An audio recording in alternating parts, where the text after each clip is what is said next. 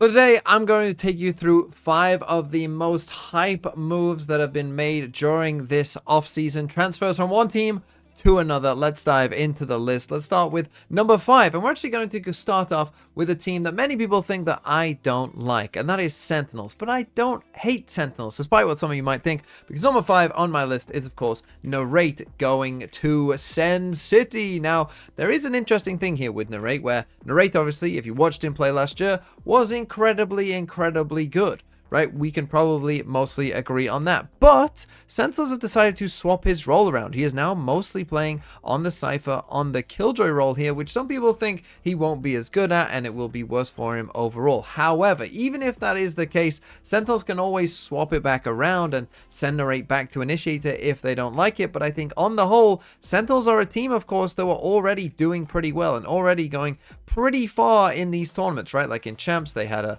pretty good finish here, finishing in like, 4th place. And, obviously they won Masters Madrid as well. So when you add a player like Narrate to this kind of team, I think that's going to be a pretty big deal, right? Narrate is very good. I would argue is a slight upgrade over Sassy potentially as well. So this is a potential chance for Sentinels to improve on a team that was already doing incredibly well. Okay, next up for number 4, we're going to stay in Americas, but talk about a signing that I think a lot of people are pretty excited for. And that is, of course, Jawgemo, who went from EG, but is now playing for G2. And the thing is, of course, Jawgemo is incredibly good. We know that. If you watched EG over the past couple seasons, you'll know that Jawgemo was incredibly good, and now he is being added in to a G2 team that was also pretty good last season, right? In terms of their results, by the time we got to Champs, okay, it wasn't the best chance for them, but when they were playing at Masters Shanghai, they finished 3rd in that tournament, I believe. So this is a team that was already, pretty good and had quite a bit of expectation for it,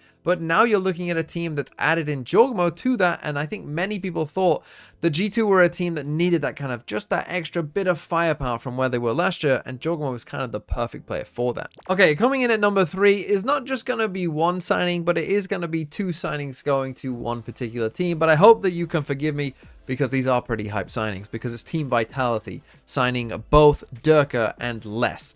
And really, I don't need to say too much about Durka and Les, because if you've watched Pro Valorant over the past couple of years, you'll know that Durka and Les are like 2 of the best players that have been around for the past couple of years. And so, of course, that is incredibly hype. Not only that, though, you are adding that into a Team Vitality team that already made Champs, right? This was not a team that, was no good last year. This was a team that was already, on the up and already proven to be pretty good. You then add in onto that 2 absolute megastars, and all of a sudden, you have pretty much the makings of a super team. And look, it's interesting. We have seen other super teams in Valorant's past fail quite dramatically, it must be said.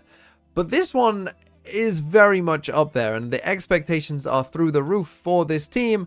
And so this is very hype, but we'll have to see how it goes. Coming in at number 2, we are going to head back over towards the Americas for perhaps one of, if not the greatest player in Valorant's history. And that, of course, is Aspas, because Aspas has moved from Leviathan to MIBR, and this one is a super interesting move because, of course, MIBR are a team that really, let's be honest, no one cared about in the past.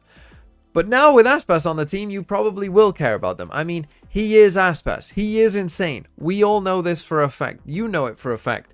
But this MIBR team as a whole is quite interesting because whilst they do have Aspas and they have Nozwa, who's a known commodity as well, Odzine has played in Tier 1, and then you've got 2 players who haven't played in Tier 1 before, but even Odzine is still a bit of an unknown as to how he will perform as well. So the expectations for this team are kind of up in the air, I think. Some people will be like, well, they have Aspas, so they should be one of the best teams. But other people will look at the other players and be like, well, these other players haven't, proven too much. So I don't even know what to expect from MIBR, to be honest. It could be a very strange season. They could end up being extremely good, but they could end up being kind of just okay. And that wouldn't surprise me either, which I think adds to the intrigue of this move of Aspas going from Leviathan, who finished 3rd in Champs, to MIBR.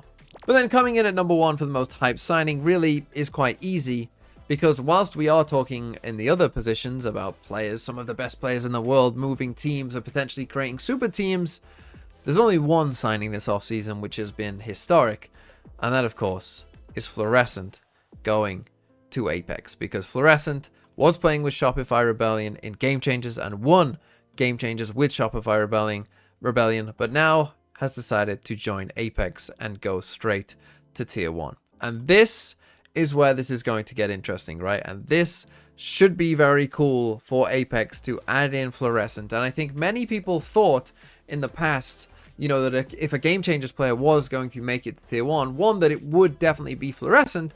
But I think maybe this came as a bit of a surprise, as that most people probably would have thought that a Game Changers player would, you know, go to tier 2 first, prove themselves in tier 2, and then make it to tier 1, right? Instead, we've skipped that step, and Florescent has just jumped straight from Game Changers to tier 1, and I think that's just super cool, right? And whilst these other signings that we've been talking about are incredibly hype, and I'm really excited to see all of those other signings on those teams and, you know, what that might entail, this signing is historic, right? And really, no matter what happens, it always will be historic, right? Obviously, I'm hoping that it goes very well for Florescent and that we'll start to see Game Changers players consistently come over to tier 1.